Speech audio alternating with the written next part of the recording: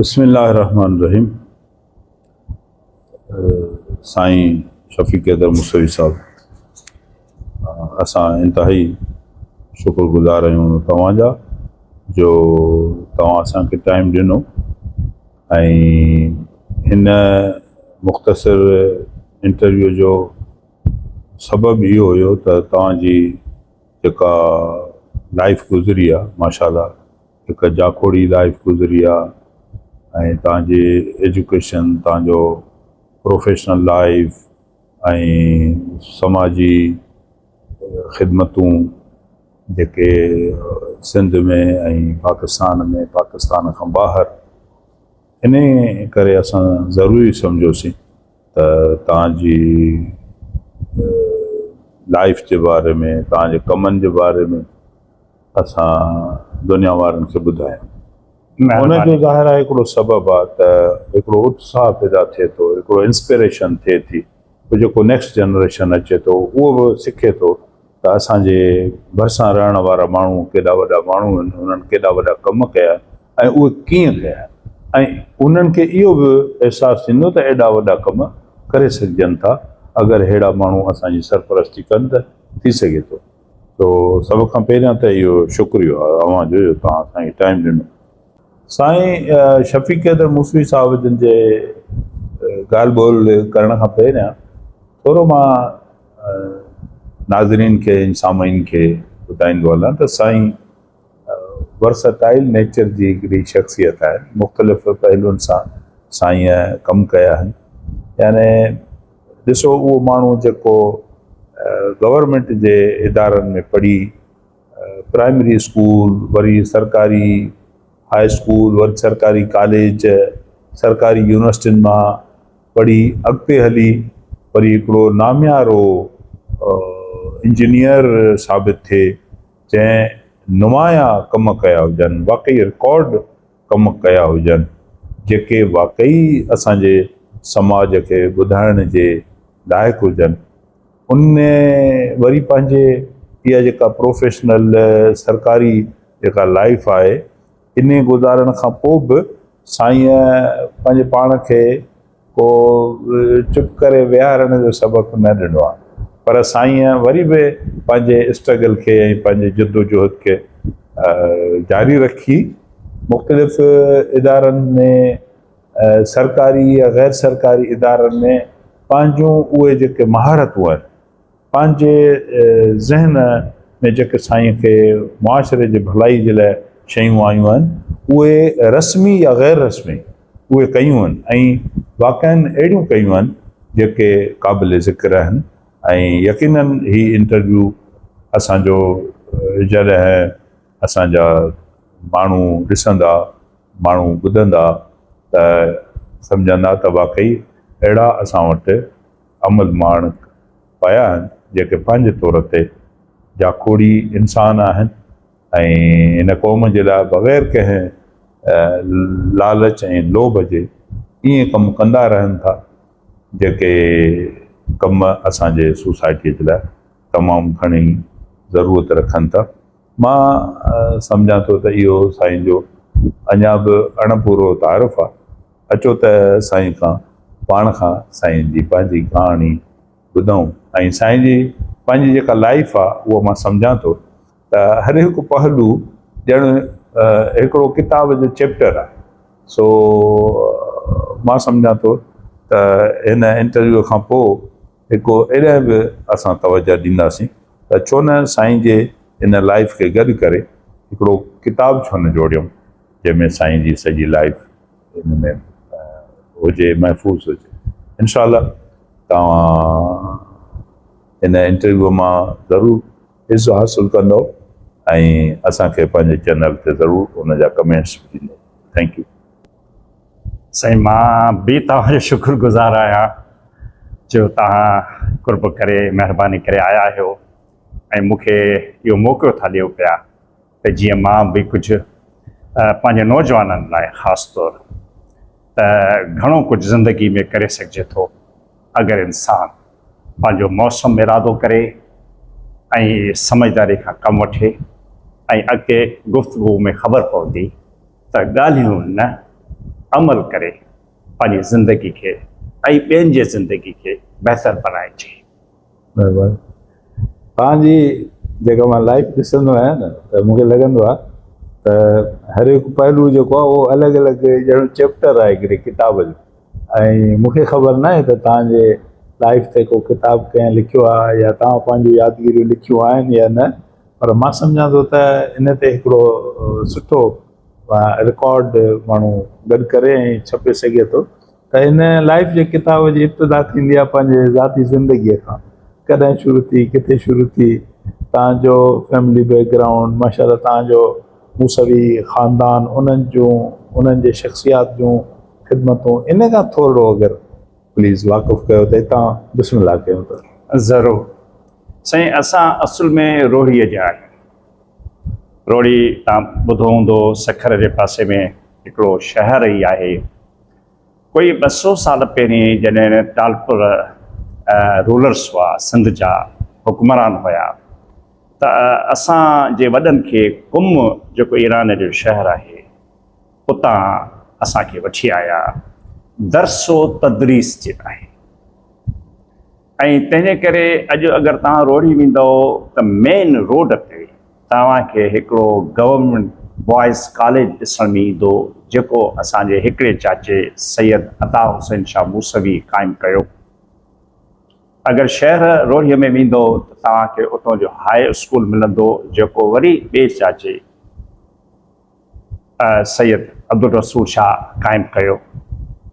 ऐं टियों तालीमी इदारो वरी मुंहिंजे सोहरे सैयद पनाह अली शाह साहिबु ऐं मूं गॾिजी साल 1999 में हैदराबाद में इम्सा जे नाले सां क़ाइमु कयो। त दरहक़ीक़त 127 सालनि खां वधीक असांजी जेका फैमिली आहे सा तालीम तदरीस सां तालुक़ु रखंदड़ आहे। हाणे त मां ज़ाती तौरु सिविल इंजीनियर आहियां, पर पोइ बि शायदि इहे रत में जुज़ा आहिनि जिन मूंखे तालीम जे तरफ़ मुतवजो कयो आहे ऐं कुझु मां उन सिलसिले में कुझु करे सघियो आहियां। मां पाण साईं 10 मई 1951 में हैदराबाद में तवलुद थियुसि। मुंहिंजो वालिद साहिबु तमामु ई हिकिड़ो इनकलाबी माण्हू हुयो, सैयद जुमन शाह मूसवी, ऐं हू पाण बि इंजीनियर हो ऐं अलीगढ़ यूनिवर्सिटी मां हुन इंजीनियरिंग पास कई हुई। ऐं पोइ हुन हैदराबाद में हुनजी जॾहिं पोस्टिंग थी त हुन ख़ासि तौरु इहा पोस्टिंग इन करे वरिती त उन ज़माने में असांजी बीबी नियाणियुनि खे पढ़ाइणु ॼण त नामुमकिनात में हो, पर हुन मुंहिंजी 2 हमशिरा जेके हाणे गुज़ारे वियूं आहिनि, अलाह उन्हनि खे मफ़रत करे, ॿिन्ही खे ग्रेजुएट कयो। ऐं पढ़ाई जे करे ई पोइ असां हैदराबाद में रहियासीं। तंहिंजे करे मुंहिंजो वॾो भाउ ऐं असांजी इहे 2 भेणूं त जेके आहिनि से हैदराबाद में तवलत न थियूं, पर असां जेके हेठि नंढा 3 भाउर आहियूं से हैदराबाद में पैदा थियासीं। साईं, सो इहो मुंहिंजो बुनियादी पीढ़ या पस मंज़र आहे। पंहिंजे इब्तिदाई तालीम, कॉलेज, स्कूल वारी तालीम ऐं पोइ यूनिवर्सिटीअ ताईं, इन खे थोरो ब्रीफ ॿुधायो। ज़रूरु। मां फ़ख्र सां थो चवां त मां जेको हैदराबाद जो टीचर्स ट्रेनिंग कॉलेज आहे उन में मां पंहिंजी प्राइमरी पढ़ी। ऐं साईं फरमान शाह, मां तव्हांखे छा गुज़ारिश कयां, अॼुकल्ह माण्हू सम्झनि था त कमरे जो AC या सुठो बिल्डिंगूं या सुठियूं सीटूं पढ़ाई कराईंदियूं। मरहूम याकूब साहिबु असांजो टीचर हूंदो हो हुते, मरहूम अशरफ साहिबु हूंदो हो। ॿाहिरि निटण उस में ज़मीन ते असांखे सिंध जो नक्शो ठाहिणु सेखारींदा। पुछंदा हुआ कहिड़े ज़िले जा आहियो, ॿुधाइबो त सखर जा आहियूं, त बाबा सखर ज़िले जो जेको आहे सो हिते नक्शो ठाहे। उस्ताद अहम तरीन आहे, उहो क़ाबिल आहे, महिनती आहे, त वण जे छांव हेठां बि ॿार खे पढ़ाए सघिजे। बिल्कुलु। मां 1988 में सिडनी में जेको आहे सो पंहिंजी मास्टर्स पूरी कई, त साईं उन महिल 88 में बि 7 यूनिवर्सिटियूं हुयूं ऐं अॼु 37 सालनि खां पोइ बि 7 यूनिवर्सिटियूं आहिनि। ऐं मां अचरज खाईंदो आहियां त असां वटि जिते किथे यूनिवर्सिटी आहे, जेको गवर्नमेंट कॉलेज हो वो यूनिवर्सिटी काली मोरी उहो बि यूनिवर्सिटी आहे। बहरहाल उन प्राइमरी पढ़ण खां पोइ मां वरी हैदराबाद जो वरी हिकिड़ो नामियारियो ऐं पहिरियों को एजुकेशनल स्कूल मॉडल स्कूल मां तालीम हासिल कई। इकराम हुसैन साहब असांजो प्रिंसिपल हूंदो हो, इंतिहाई सख़्तु। असेंबली में असांजी ड्रेस शिकन बि अगरि हूंदी, इस्त्री न हूंदी, मेरा कपिड़नि जो त सवाल ई पैदा कोन थो थिए पियो, बूट पॉलिश न हूंदा त मीर रफ़ीक टालपुर साहब बि असां खां सीनियर हो, मार हू जेका कढंदो हो ऐं उन में टिकमानी साहब जहिड़नि उस्तादनि असांखे अंग्रेज़ी पढ़ाई, एॾी क़ाबिलियत सां महिनत सां पढ़ाई वई जो अॼु ताईं मॉडल स्कूल ऐं फर्स्ट को एजुकेशन स्कूल जंहिंमें छोकिरियूं ऐं छोकिरा गॾु पढ़ंदा, जिन असां में एतमाद पैदा कयो। उन खां पोइ इंटरमीडिएट मां जेको गवर्नमेंट कॉलेज हैदराबाद मां ई कई, ऐं उन ज़माने में बि साईं एॾा क़ाबिल महिनती टीचर हूंदा हुआ, जीअं इदरीस साहब तव्हां नालो ॿुधो हूंदो, इहे वॾा नाला आहिनि, वॾा माण्हू आहिनि साईं। उन खां पोइ उन ज़माने में अञा महरान यूनिवर्सिटी वजूद में न आई, पर Sindh university engineering college affiliated हो सिंध यूनिवर्सिटी सां, जीअं LMC हूंदी हुई एफिलिएटेड। उन में असां पढ़ियासीं ऐं वरी मां फ़ख्र सां थो चवां त अज़ीम, मां लफ़्ज़ इस्तेमालु थो कयां, अज़ीम उस्तादनि जीअं डॉक्टर SM कुरैशी, जे आख़िर इन कॉलेज खे यूनिवर्सिटी ठाहियो, उहो असांखे स्टील स्ट्रक्चर पढ़ाईंदो ऐं मुंहिंजो हमेशह उन में टॉप मार्क्स हो। डॉक्टर AF अब्बासी असांखे उन RCC पढ़ाई, रेनफोर्स सीमेंट कॉन्क्रीट।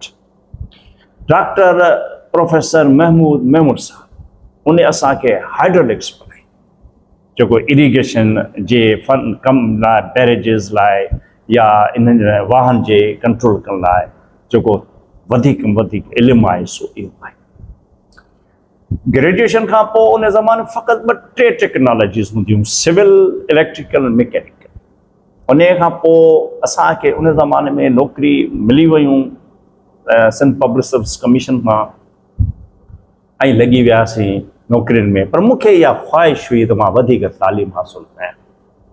पोइ वरी 1988 में कॉमनवेल्थ गवर्नमेंट ऑफ ऑस्ट्रेलिया तरफ़ां मूंखे स्कॉलरशिप मिली, जंहिंजे करे मां वियुसि ऑस्ट्रेलिया ऐं सिडनी जी में जेका यूनिवर्सिटियूं आहिनि, university of New South Wales, New South Wales उन जे सूबे जो नालो आहे, जीअं पंहिंजी यूनिवर्सिटी ऑफ सिंध आहे ईअं ई उन्हनि जी आहे। हुननि जी ॿी यूनिवर्सिटी बि आहे, जीअं कराची यूनिवर्सिटी आहे पंहिंजी, सिडनी यूनिवर्सिटी बि आहे, पर इन इंजीनियरिंग जे साइड ते university of New South Wales उन तमामु हुई। उन में दुनिया जा ब्रिज डिज़ाइन जा जेके क़ाबिल प्रोफेसर आहिनि, डॉक्टर टिन लुई ऐं डॉक्टर ब्रायन शेकिन, जेके 3 दुनिया जी वॾी university, university of Johannesburg South Africa, university of Berkeley California USA ऐं university of New South Wales, इहे असांजी ब्रिज डिज़ाइन जी इंजीनियरिंग में हिकिड़ा तमामु वॾा यानी कि माहिर लिखिया वेंदा आहिनि, उन्हनि जे वटि मां जेको सो पढ़ियुसि। सो साईं उन खां सवाइ कई हाणे जीअं इन्हनि इंजीनियरिंग पढ़ण लाइ तव्हांखे हाणे सॉफ्टवेयर्स पढ़णु पवनि था, त कंप्यूटर जो बि जेको आहे सो मां काफ़ी माना कोर्सिस कया। पर हाणे तव्हांखे हिकिड़ी अजीब ॻाल्हि ॿुधायां त मां बंगाली में डिप्लोमा कयो। अच्छा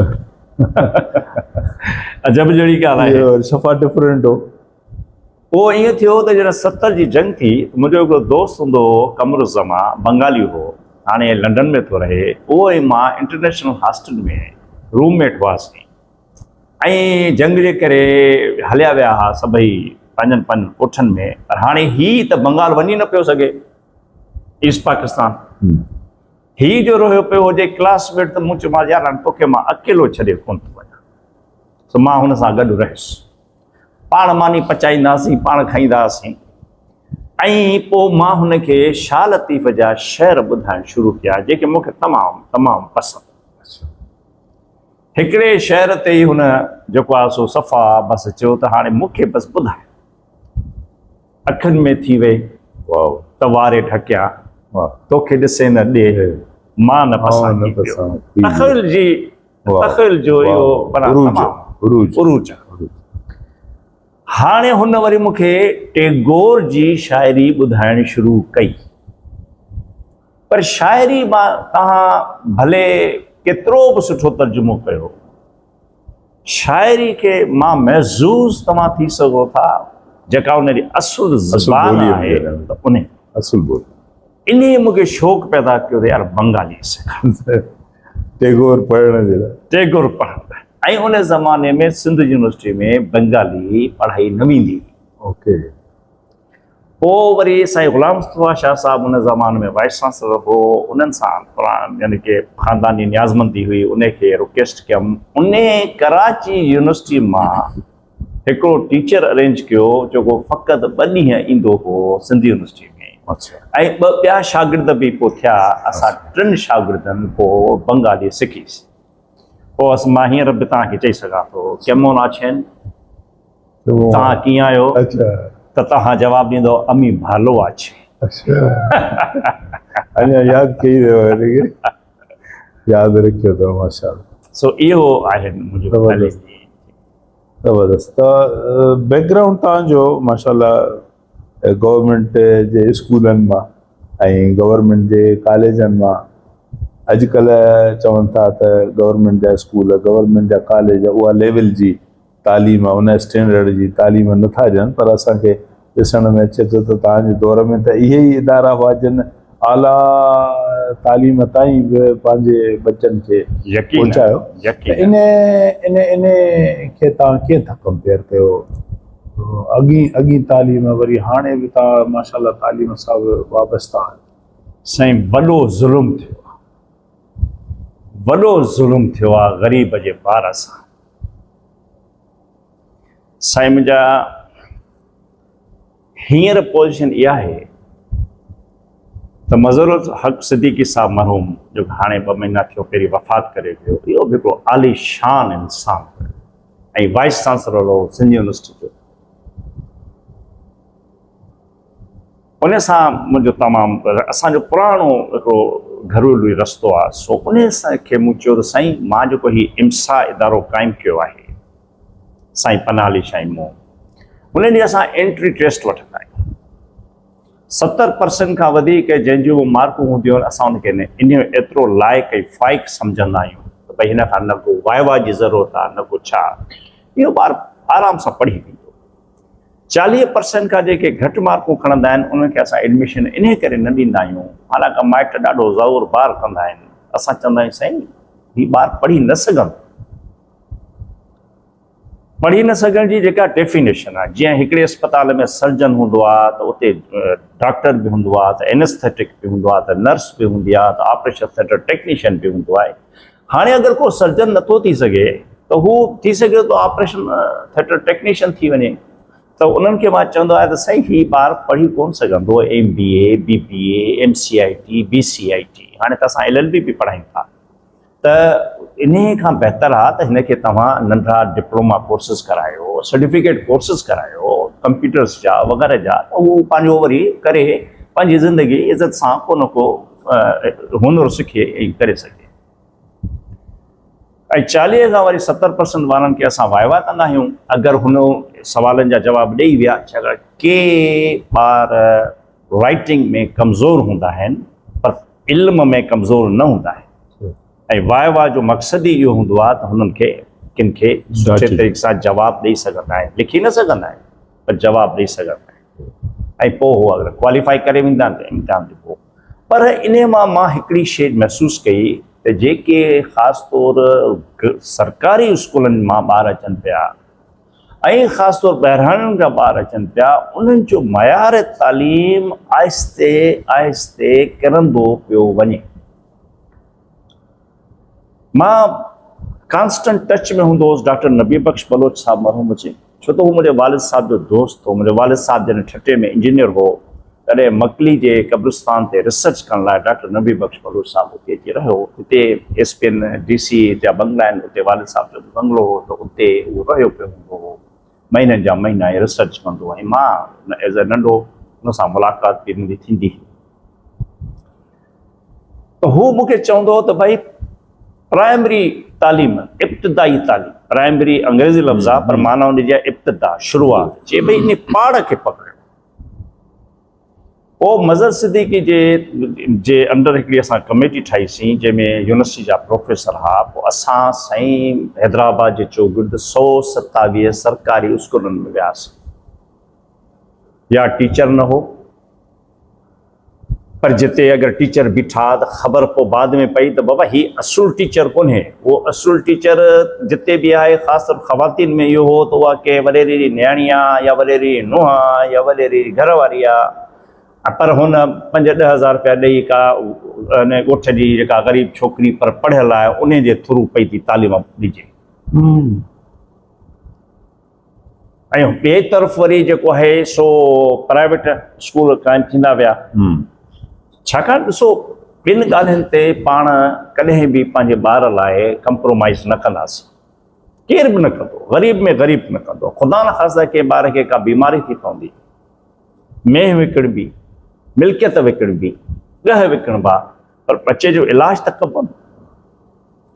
अहिड़े तरीक़े सां तालीम बि आहे। ऐं तालीम हिकु अहिड़ी शइ आहे जेका वक़्त सां ॻंढियल आहे।